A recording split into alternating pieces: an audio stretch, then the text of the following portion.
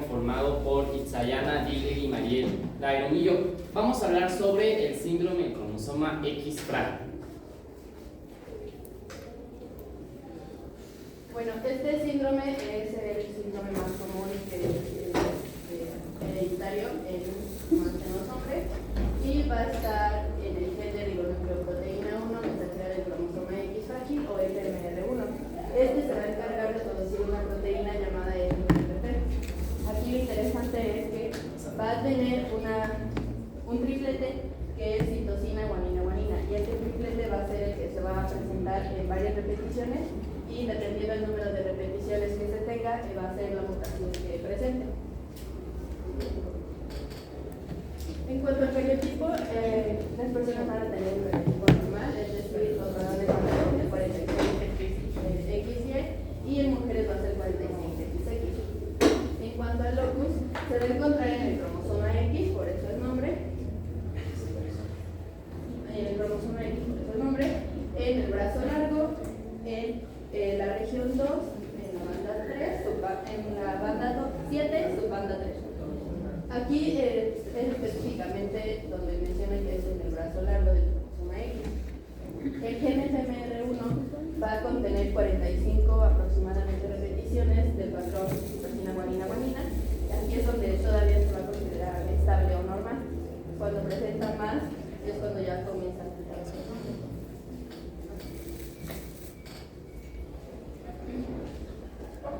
Aquí se va como a clasificar dependiendo de las repeticiones del patrón de citosina guanina guanina que presenta. Se va a considerar normal cuando se encuentre entre 5 a 44 repeticiones. En algunas bibliografías lo mencionan que es de 6 a 55 repeticiones. Va a ser premutación cuando las repeticiones aumentan, pero va a ser entre el número de 55 a 200 y va a ser mutación completa cuando cuente más de 200 repeticiones de citosina guanina. A esta mutación se le conoce como mutación dinámica o mutación inestable, ya que las repeticiones que tenga pueden ir variando dependiendo de la generación a la que se herede. En cuanto a las características clínicas, tanto el sexo del individuo va a ser un factor importante, ya que, por ejemplo, los hombres son 50% más afectados que las mujeres. También va a estar considerado el número de repeticiones de citosina guanina. Como mencionó, la mutación completa, la premutación, la intermedia y la no afectada nos va a dar diferentes síntomas en cada paciente. Bueno, las mujeres que llegan a presentar una mutación completa, es importante mencionar que las mujeres no llegan a presentar características físicas en los individuos que padecen este síndrome. Sin embargo, pueden llegar a padecer de una menopausia temprana, trastornos del aprendizaje, ansiedad y retraso mental. En cuanto a los varones, estos sí van a tener características físicas presentes y van a ser orejas grandes, una mandíbula prominente, voz aguda. También van a tener problemas del aprendizaje, retraso mental, macroorquidia, ciertas características de autismo y una hipermovilidad articular. En cuanto a las mujeres que llegan a sufrir con alguna premutación, recordemos que es de 45 a 55 repeticiones, estas llegan a padecer una insuficiencia ovárica, ansiedad y tembloroataxia.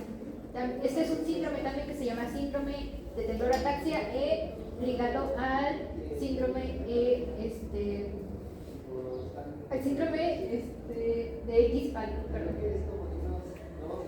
y en cuanto a los varones con alguna premutación, van a padecer tembloroataxia, pérdida de memoria y demencia. Aquí están algunas imágenes de las características clínicas físicas de los varones. Como mencioné, van a tener la cara alargada, una frente amplia, las orejas grandes y despegadas, la mandíbula inferior es más prominente, llegan a padecer problemas mentales, problemas psicológicos, tienen una movilidad aumentada de las articulaciones y macroorquidismo. Aquí hay otra imagen de pacientes que tenían este síndrome y, como podemos observar, presentan todas las características clínicas previamente mencionadas. Como se pudieron dar cuenta, el síndrome del cromosoma X frágil afecta tanto a la inteligencia como la salud mental, las características físicas y el comportamiento de los pacientes que llegan También existe una subclasificación que los pone de acuerdo a físicas, psicológicas, psiquiátricas, de desarrollo y de otras. En las físicas mencionamos las que ya dije: cara alargada, macrocefalia, orejas prominentes, mandíbula prominente, pies planos, macroorquidismo, hipermovilidad articular. Incluso aquí también puede entrar esclavismo. Entre las psicológicas y psiquiátricas tienen TDA, el trastorno del espectro autista, ansiedad, agresividad, además de que tienen mayor tendencia a padecer depresión. Tiene desarrollo y discapacidad intelectual y algún déficit del lenguaje. En cuanto a otros, encontramos otitis recurrente, que llegan a padecer problemas gastrointestinales, obesidad, convulsiones, los temblores y la ataxia. En el caso de las mujeres, pues pueden tener menopausia temprana.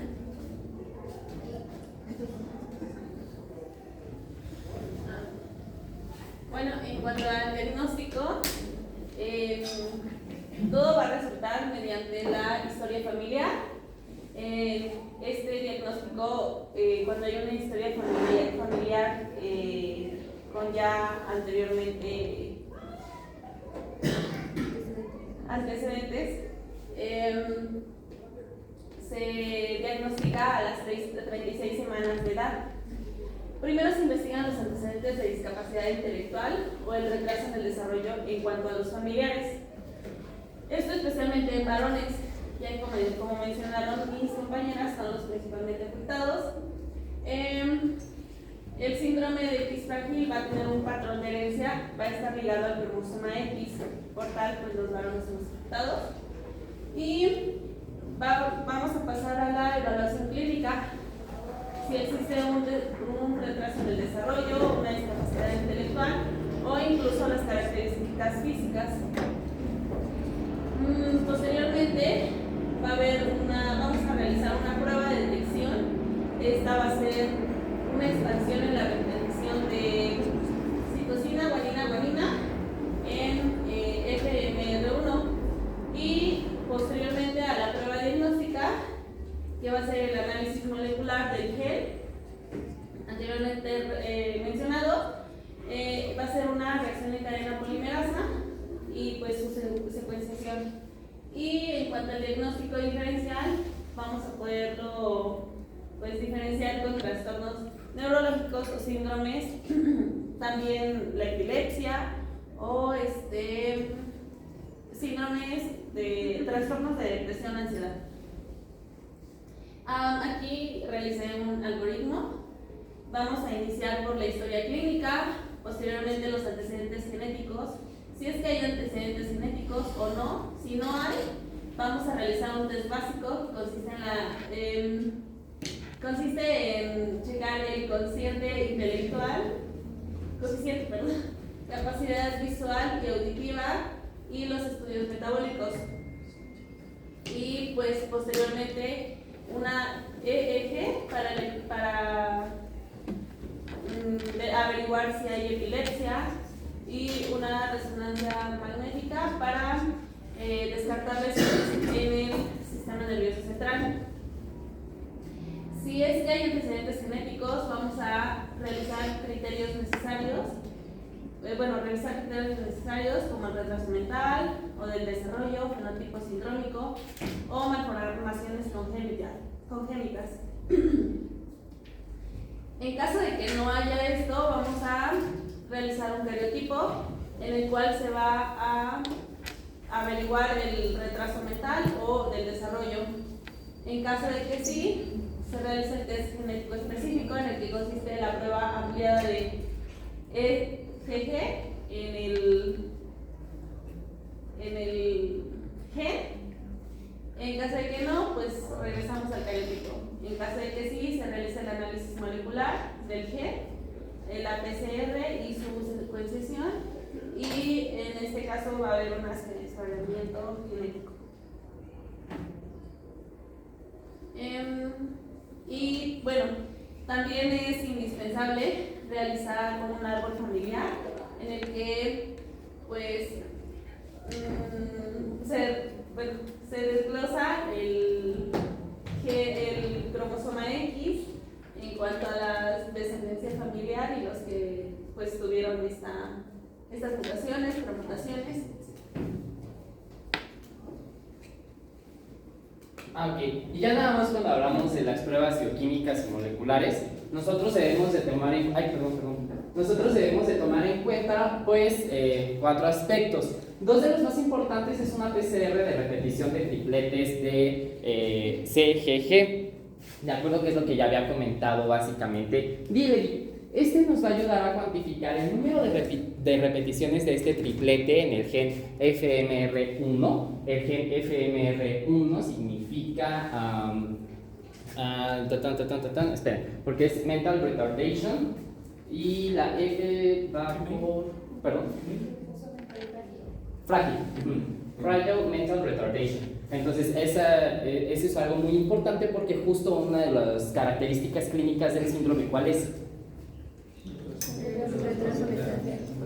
Exactamente. Ahora, las personas con el síndrome, pues como lo había comentado Dillery, pues van a tener más de 200 repeticiones, es una mutación completa, y esta prueba nos permite diferenciar entre la premutación y la mutación completa, ¿va? Ahora, el análisis de Southern Blot es útil para confirmar el diagnóstico en casos donde la PCR detecta una gran expansión del triplete, muestra la extensión de la expresión del mismo triplete y el estado de metilación, y ayuda a confirmar el diagnóstico en personas con una mutación completa y evaluar el nivel de inactivación del gen.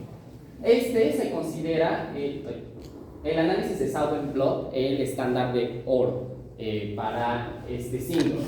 Ahora, también se pueden medir los niveles de metilación de este gen, pues se correlaciona inversamente con las capacidades cognitivas, y también se puede medir la secuenciación de este gen, pues se utiliza en casos donde pues es un poco atípico encontrar esto, o cuando se quiere investigar ya de forma exacta la región de la mutación y otras variantes asociadas. La secuenciación profunda pues nos puede confirmar el número exacto de repeticiones, y cualquier cambio en las secuencias de las bases del gen pues nos ayudaría a ver de forma más exacta estos casos de la mutación, ¿no? Entonces recuerden que el gen básicamente es el que se va a encargar de producir una proteína que se llama FMR, que es muy importante para el desarrollo cognitivo y también del cerebro. Bueno, por último, el tratamiento. Este tratamiento va a ser completamente sintomático debido a que pues, esta mutación ya no, hasta el momento, pues no tiene ninguna cura.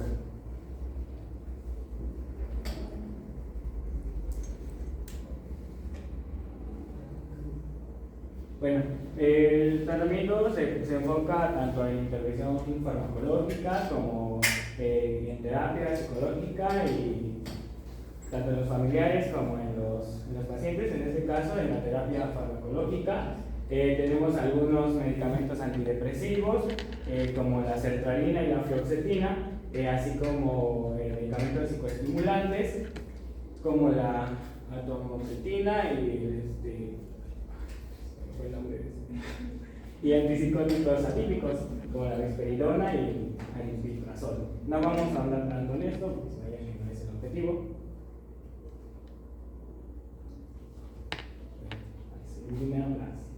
Las imágenes. Pero dentro de las terapias conductuales y de desarrollo, estas terapias nos van a ayudar a reducir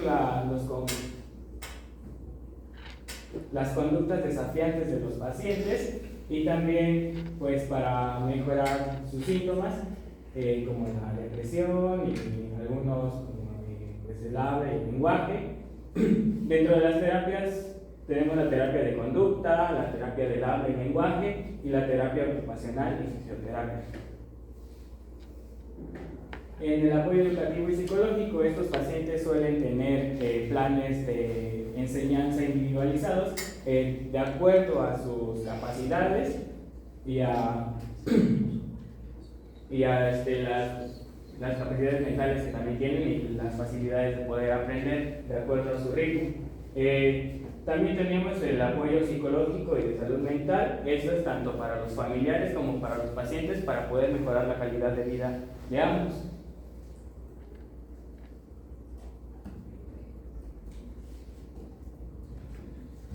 Aquí tenemos nuestras referencias bibliográficas por si gustan consultarlas. Y sería todo por nuestra parte.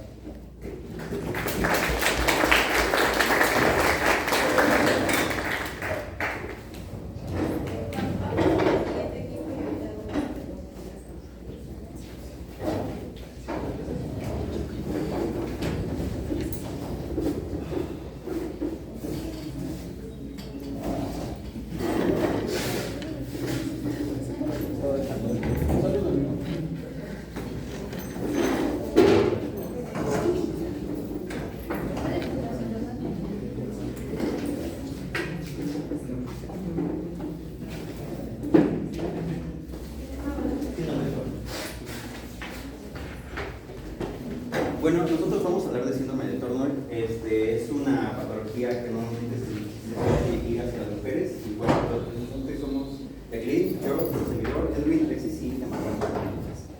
Bueno, ¿qué entendemos que es el síndrome de Turner? Bueno, el síndrome de Turner es un síndrome característico, especialmente de las mujeres, que nos dice que hay un trastorno cromosómico que se caracteriza por principalmente una talla corta, un infantismo sexual, un pterygium coli, que es bien importante en estas pacientes, va a ser un signo de alguna u otra forma característico en esas pacientes. También va a tener una disminución del ángulo cubital y una implantación baja del cabello. Ahora, de acuerdo a la epidemiología, es bastante interesante esto porque se estima que en México existen 28,000 casos, de los cuales la incidencia a nivel mundial es de 1 a 2.500, incluso hay bibliografías que dicen de 1 a 3.000. También eso es bien importante porque el CESO nos dice que todas las pacientes que tengan o que nazcan con síndrome de Turner, de acuerdo al cariotipo que se obtenga, van a fallecer como un aborto espontáneo. Es decir, una mujer que de plano no tiene el cromosoma X, lo más probable es que fallezca. Por eso es que la mayoría de las personas que sobreviven de mujeres son mosaicismos, porque pues, no es completamente todo el cromosoma X. De acuerdo a las características epidemiológicas del síndrome de Turner en México, pues es bien importante porque no tenemos como ciertas medidas que nos puedan ayudar a que este síndrome sea más como estudiado. Por ejemplo, la edad de diagnóstico, perdón. Esta edad pues a veces se suele retrasar porque, como se los mencioné, no muchas de las características como el pterygium coli van a ser como expresadas en el fenotipo. De acuerdo a los rasgos infraestructuras de acuerdo a la enfermedad, pues no hay como una asociación que se dedique a investigar como tal a esta enfermedad. Bueno, algunas complicaciones asociadas pues son subdiagnosticadas, como son cardiopatías y demás patologías. Y de acuerdo a la genética, pues aquí sí nos ayuda muchísimo porque todas van a ser mujeres que sean de cromosoma 45 X. Entonces, eso va a ser a nivel global. De acuerdo al cariotipo, el cariotipo va a ser 45X, o sea, tenemos que, como referencia que las mujeres siempre van a tener 46XX. Esto va a ser en la mayoría de los casos, como les había mencionado, del 50 al 40%, del 50 al 60%. Hay otras bibliografías que dicen que es el 40%, y los mosaicismos o otras variedades que les voy a comentar. En este caso, el síndrome de Turner no se origina por una mutación puntual, sino por una anomalía cromosómica estructural o numérica. Como les mencioné, la monosomía completa, que va a ser pues, la que la mayoría de las mujeres van a tener. El mosaicismo, que va a ser que entendemos que el mosaicismo, que no todas las células van a estar afectadas, sino unas cuantas. Por ejemplo, en este caso tenemos 45X de los 46XX de la mujer, o en el caso muy, pero muy, muy raro de los hombres, 45X del 46XY. También tenemos una isocromía del brazo largo del X, donde es que vamos a tener solo en un cromosoma de los dos X, vamos a tener dos brazos largos y ninguno corto. Y la delección parcial del cromosoma X, donde va a tener 46X, pero en uno de los cromosomas de los dos, solo vamos a tener los dos largos, pero va a haber uno solo corto. Sí. Ahora, del locus. El locus no encontramos un locus en específico, de hecho, porque como tal les había mencionado, es específicamente de un cromosoma, o sea, no es como tal de un locus. Se dice que la expresión fenotípica de locus del X a sujetos de imprinting. ¿Esto qué significa? Que solo una de los cromosomas X de la mujer o de la mamá, de la mujer mamá o del papá, pues va a ser expresado y va a ser activado por uno de los cromosomas.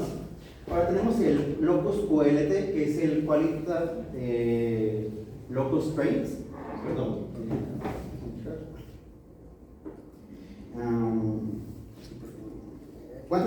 Quantitative Trait Locus, que va a ser como una expresión del gen del SOX. Ese SOX va a ser bien importante porque va a ser como que el gen que se va a expresar en esta enfermedad. Y justamente gracias a ese gen tenemos un locus específico que nos dice que va a ser específico, bueno, otra vez específico de la talla baja, que es el locus P222 del SOX. Esto nos va a decir que todas las pacientes que tengan esta enfermedad de Turner se va a presentar, ya les dije, una recapitulación del SOX, y en ese SOX va a ser un pseudo, una parte de la pseudo, ¿cómo se dice? Pseudo autosómica. Entonces se va a expresar también estos cromosomas como el XQ25 y el 5Q31, que nos van a decir que hay una determinación por la talla baja. O sea, no, en realidad no hay muy locos porque, como mencioné, pues va a ser determinadamente del cromosoma.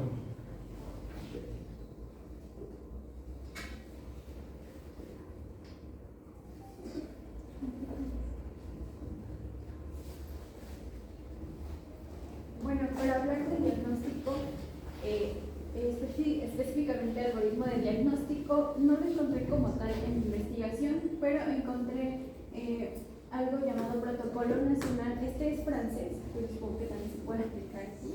Es un Protocolo Nacional francés de diagnóstico y atención, el cual tiene como objetivo describir como tal el diagnóstico terapéutico y óptimo, y sobre todo la vía de atención que va a ser integrada para este síndrome.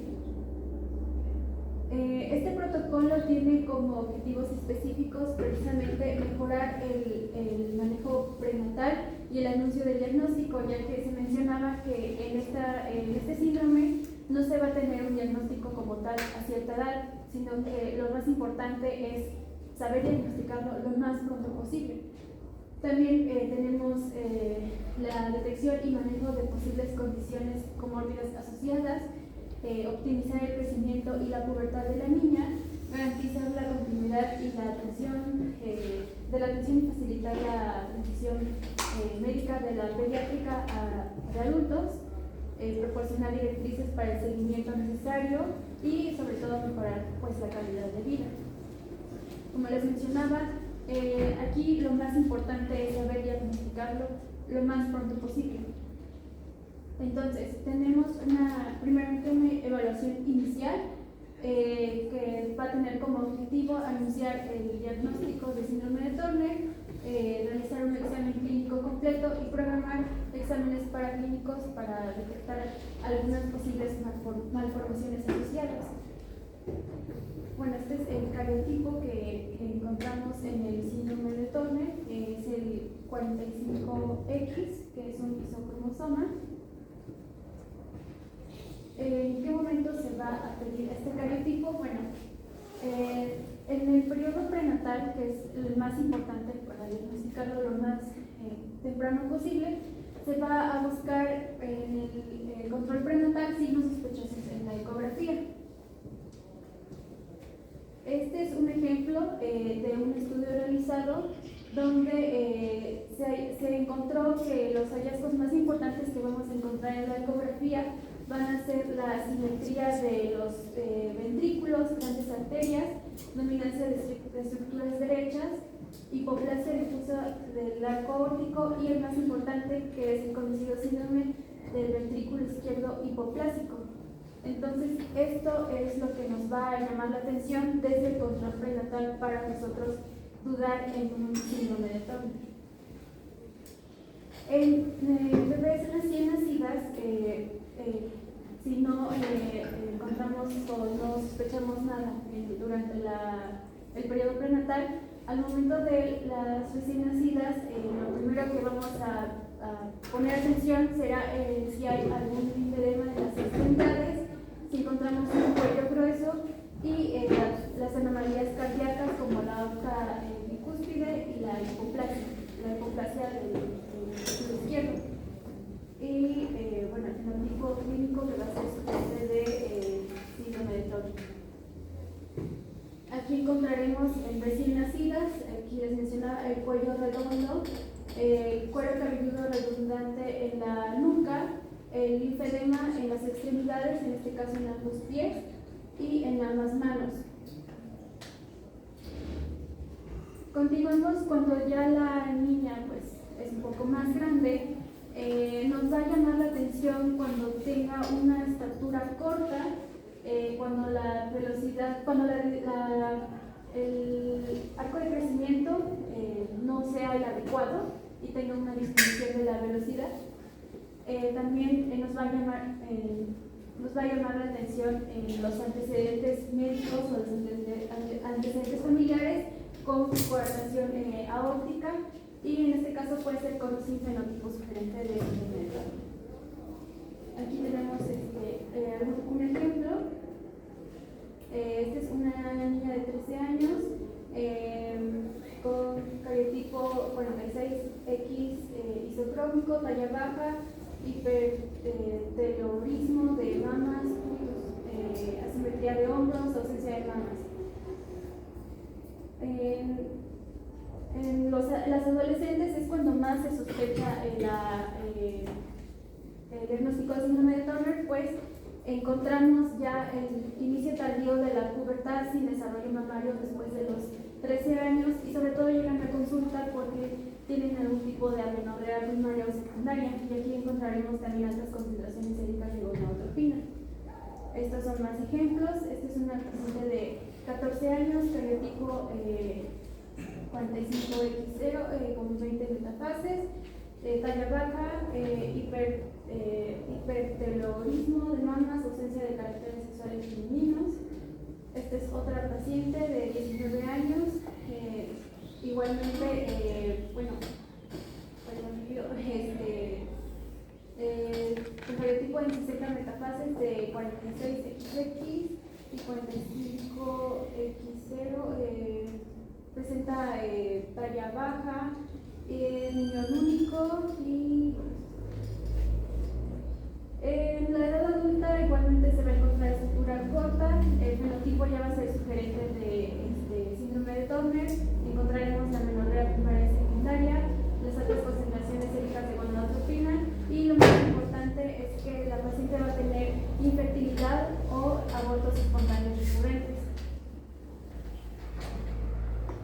El diagnóstico definitivo siempre se va a dar por el cariotipo y, en casos necesarios, por un análisis FISH en cromosomas sexuales de al menos 20 células. La evaluación clínica en la infancia se tiene que evaluar el peso, altura, índice de masa corporal,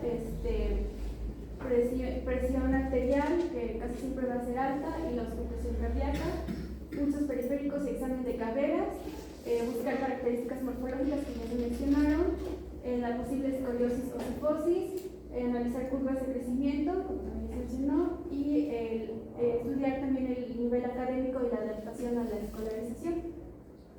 En la edad adulta, en el examen clínico se va a evaluar el peso, altura, índice de masa corporal, auscultación cardíaca, presión arterial, características morfológicas, monitoreo de nervios y también el desarrollo de senos. Y en los signos funcionales encontraremos algunos que son, por ejemplo, los cardíacos, la disnea, angina y síncope, digestivos, diarrea y hematoquesia, trastornos de ciclo menstrual, deficiencia de estrógeno, histiroidismo y dificultades ejecutivas.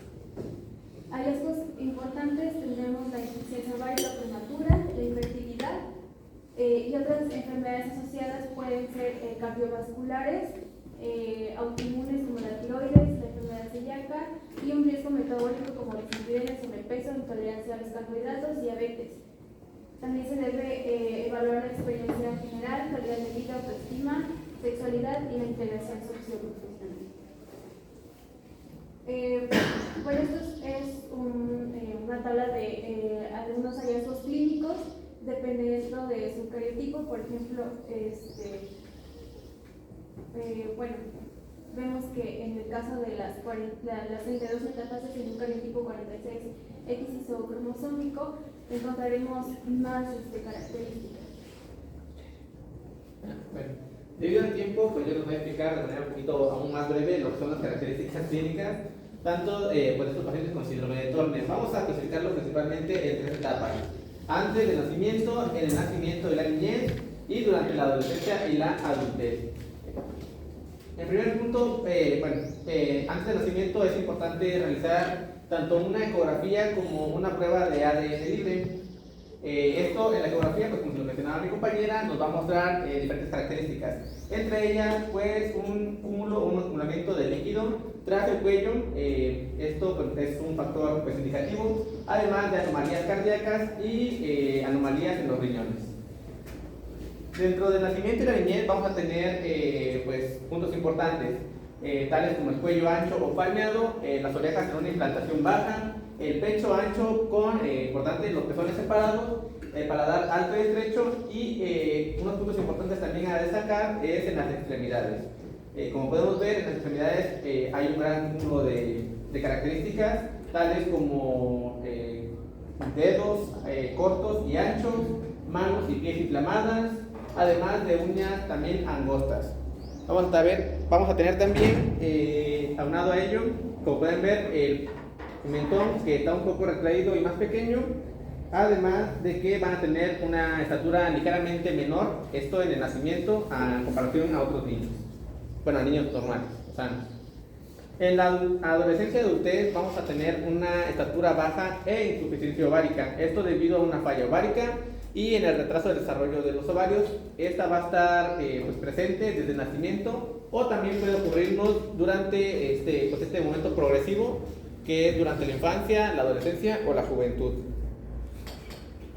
En esta imagen podemos ver, como se lo mencionaba, el cuello corto, los senos separados con los pezones también separados.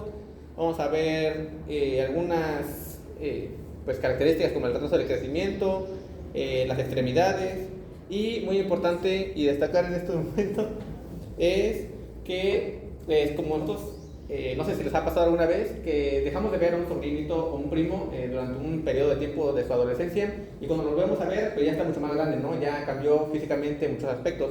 Algo que pasa con estos pacientes es que va a haber una ausencia de este crecimiento en momentos acelerados durante la adolescencia, durante la niñez. Entonces ellos pues van a presentar esta dificultad. Además de, pues de manera fisiológica, imposibilitan pues sus cambios sexuales. Esperados que se esperan durante esta transición de adolescencia a pubertad. Además que su desarrollo sexual va a estar, pues como se lo dice, frenado, y van por ende a iniciar una finalización precoz de sus ciclos menstruales al pasar los años. Por ende, estas mismas pacientitas pues van a necesitar de ayuda pues médica, de ayuda genética, de ayuda pues fértil para lograr así un embarazo.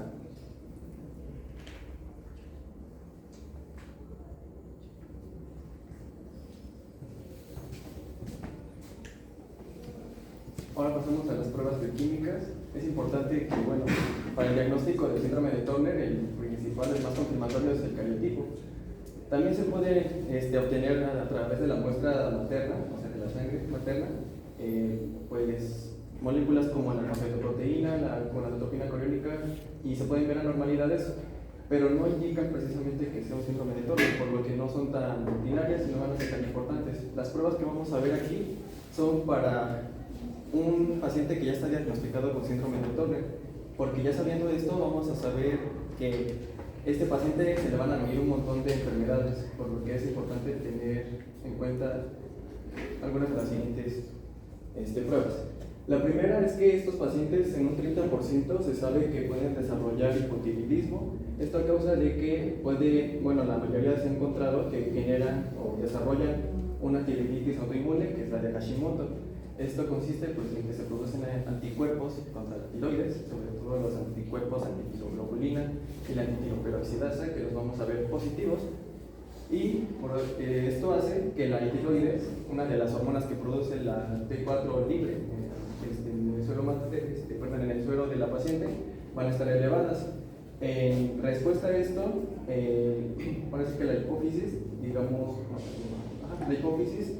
va a aumentar la TSH tratando de estimular a la tiroides, pero como ya está atrofiada, pues, va a estar nada más elevada, y esto pues va a dar como resultado estos estudios. La revisión debe hacerse de manera anual, y pasando ahora a las pruebas hepáticas, vamos a encontrar pues, que también van a desarrollar daños hepáticos.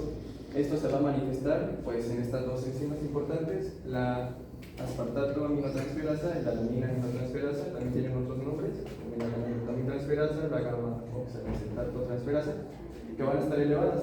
En niveles normalmente pues van a estar dentro de las células hepáticas y cuando hay destrucción del tejido hepático pues se van a liberar en la sangre y es como las vamos a detectar muy elevadas, al igual que la fosfatasa alcalina. La más específica me parece que es la alanina aminotransferasa. De igual forma se tiene que hacer una revisión anual en estos pacientes para pues, prevenir que desarrollen un mal hepático más grave. La siguiente es, bueno, se sabe que un 40% de los pacientes con síndrome de Turner pueden desarrollar una diabetes tipo 1. Esto lo podemos controlar de igual forma tomando rutinariamente el nivel de glucosa en sangre. Sabemos que los parámetros están entre 80 y 125, que ya a partir de 100 y 125 ya puede ser una prediabetes. Y lo mismo con la hemoglobina glucosilada, que en 5.7 a 6.4 ya empieza a ser prediabetes, pero debajo de 6.4 pues digamos que todavía no desarrollaría como totalmente esta enfermedad. Muy importante la dislipidemia, en esto se tiene que tomar en cuenta el colesterol y los triglicéridos, van a estar aumentados. Ahora sí que lo siguiente va a ser que se deben de tomar igual en la función ovárica 3 hormonas importantes, el estrógeno, la FSH y la LH. Esto les suena, bueno, si lo hemos visto antes, es un hipogonadismo hipergonadotrópico, que es cuando la paciente viene con amenorrea secundaria. Entonces, cuando detectamos esto, en el 80% de estos pacientes es más probable que se presente por síndrome de Turner, que no se hayan dado cuenta de que hayan tenido. Y también, muy importante, debido a que, cuando nos comentó Joseph que uno de los genes que está afectado es el gen HOX, que estos intervienen muchísimo en el desarrollo de los huesos. Por lo tanto, al estar deficiente en el síndrome de Turner, pues es muy probable que los pacientes pues tengan una desmineralización ósea. Y pues de igual forma no haya una buena aplicación del calcio por parte de la vitamina D, por lo que esto se puede ahora sí que rastrear mediante niveles de vitamina D que van a estar bajos. Esto es lo que se va a encontrar en estos pacientes y pues de acuerdo a lo que vayamos encontrando pues tenemos que ir tratando cada uno de estos parámetros para evitar enfermedades más graves. Bien, en breve a lo largo de la exposición se abordaron diversas pruebas de biología molecular. En resumen, pues la primera que menciona la guía de práctica clínica para este síndrome es el cariotipo, que pues nos maneja que es una prueba de bajo costo que nos permite un análisis detallado de todos los cromosomas. Es importante que estos procesos se hacen tras un diagnóstico clínico que pues va a ser el primero y posterior una confirmación a través de estos. Igual mencionan indicaciones del cariotipo para diagnosticar el síndrome de Turner. En las que están ahí es que se comunica característica clínica, usualmente son sin identificación y pues se puede relacionar a este síndrome. Y también en estos criterios que deben ser al menos dos de las siguientes. La deformidad de Madelung es el acortamiento de los dedos, bueno, que son pequeños los dedos, tienen un largo menor. Igual nos menciona la guía la amniocentesis genética, que pues como nos muestra la imagen es una toma del líquido amniótico.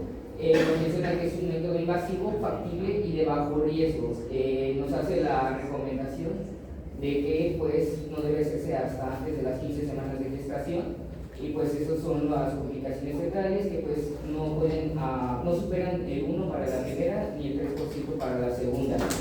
En las complicaciones maternas nos menciona una corioamnionitis, que es una infección del líquido amniótico, y una hemorragia transplacentaria. En este caso, la sangre del feto pues entra al torrente sanguíneo de la madre y pues nos menciona que puede causar una sensibilización al factor RH.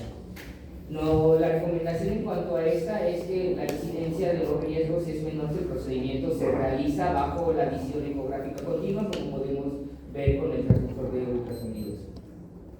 Otra que mencionó nuestra compañera es la FISH, que se utiliza para detectar la presencia o ausencia del cromosoma X en las células de la mujer, y que pues esta es útil para cuando hay signos compatibles con el signo de Turner, el síndrome de Turner, pero nos aparece un cariotipo normal. Así que esta sería como cuando todavía tenemos la duda y el cariotipo no nos maneja un buen resultado.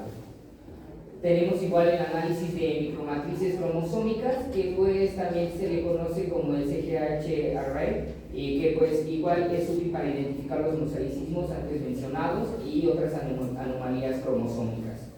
Las referencias estuvieron a lo largo de la exposición debajo de las diapositivas, pues para que sea más útil la búsqueda de la información. Gracias por su atención.